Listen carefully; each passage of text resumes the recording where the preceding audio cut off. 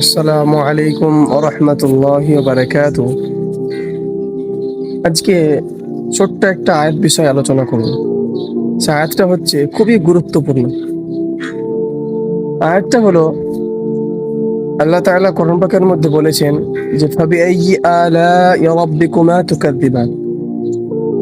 এই আয়াতটা কিন্তু খুব ছোট, কিন্তু আল্লাহ তাআলা এই আয়াতের মধ্যে এতটাই গভীরতা রেখেছেন যেটা আমরা কল্পনাও করতে পারবো না।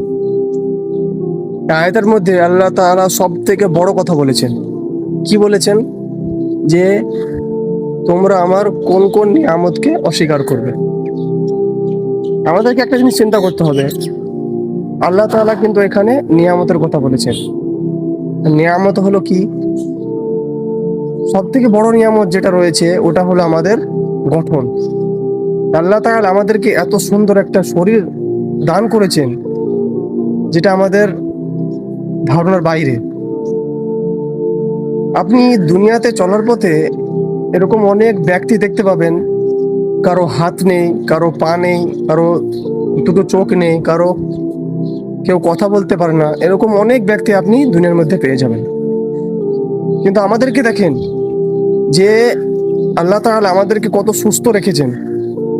আর এই সুস্থ থাকাটা সব থেকে বড় আল্লাহ তাআলা নিয়ামত। তো আমাদেরকে সব সময় আল্লাহ তাআলা নিয়ামতের শুকরিয়া আদায় করতে হবে। কিন্তু আমরা এতটাই হতভাগা, আল্লাহ তাআলা নিয়ামতের আমরা শুকরিয়া আদায় করি না। ইনশাআল্লাহ আমরা আগামী থেকে সব সময় প্রতিটি টাইমে আল্লাহ তাআলার শুকরিয়া আদায় করব। আসসালামু আলাইকুম।